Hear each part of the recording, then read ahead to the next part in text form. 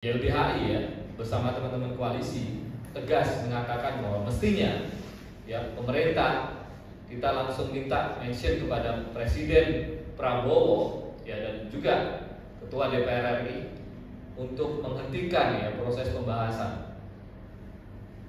Tidak kemudian buru-buru, tidak kemudian seolah dikejar waktu dan tidak ada kesempatan untuk membahas kembali. Karena kami melihat masih banyak persoalan dari sisi formil tadi sudah kami uraikan, apalagi dari sisi material. Jadi ketika dibahas sangat tergesa-gesa, terburu-buru, tentu akan banyak yang terlewat, tentu banyak yang akan kemudian diabaikan, dan ini terbukti. Tadi Kak Tita ya dari ICGR sudah menyampaikan beberapa hal. Kami juga ingin menyebutkan beberapa catatan kami ya yang juga pernah disampaikan oleh YLBHI dalam kesempatan bertemu dengan DPR RI.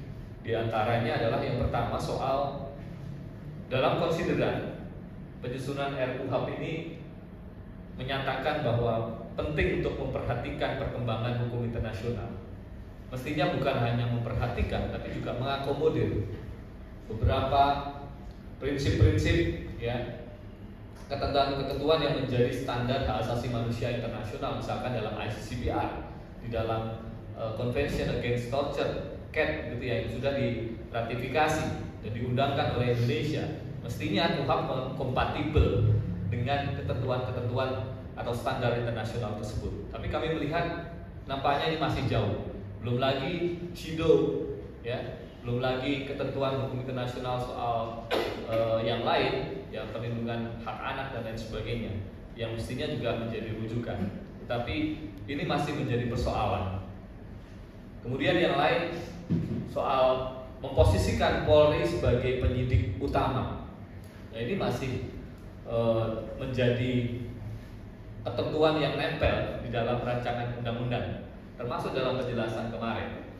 Persoalannya kita tahu bahwa tuntutan reformasi kepolisian di Indonesia itu kencang, keras, dan meluas digaungkan oleh masyarakat karena fakta bahwa polisi banyak melakukan abuse of power, penyalahgunaan kewenangan, kesenangan atas nama penegak hukum yang melakukan penyiksaan, salah tangkap, dan juga rekayasa kasus, dan lain sebagainya. Banyak contohnya.